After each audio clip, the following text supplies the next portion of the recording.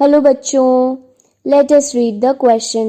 The total internal reflection occurs when angle of incidence is greater than the critical angle. So in this question जो हमारा key concept है वो है total internal reflection का. तो हम यहाँ पे यूज़ करेंगे total internal reflection के लिए जो conditions required होती है वो. And then we will see कि जो हमें गिवन स्टेटमेंट है वो ट्रू है या फॉल्स है. तो द की कॉन्सेप्ट जो इस क्वेश्चन में यूज़ हो रहा है वो है टोटल इंटरनल रिफ्लेक्शन. तो हमारे पास में दो मीडियम है और जो हमारी रे है वो टोटल इंटरनल रिफ्लेक्शन कर रही है. अगर टोटल इंटरनल रिफ्लेक्शन नहीं होता तो जो हमारी रे होती वो दूसरे मीडियम में ट्रैवल कर जाती by refraction. But due to total internal reflection, the wave reflects back into the same media. तो let us see जो इसमें conditions required है total internal reflection की वो क्या होती है.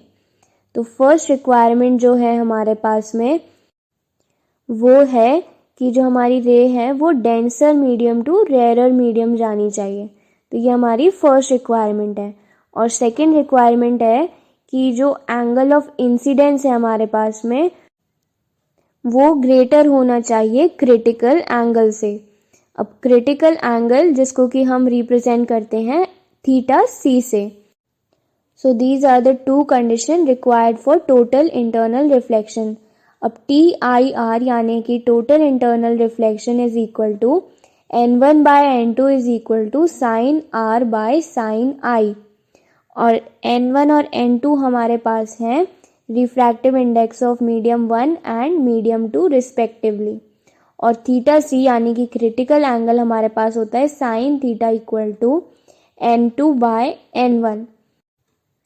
Thus we have discussed about the total internal reflection and the conditions that are required for total internal reflection, in which one of the condition is angle of incidence should be greater than critical angle. और question में हमसे यही बोला है कि total internal reflection occurs when angle of incidence is greater than angle critical angle. Therefore the statement is true.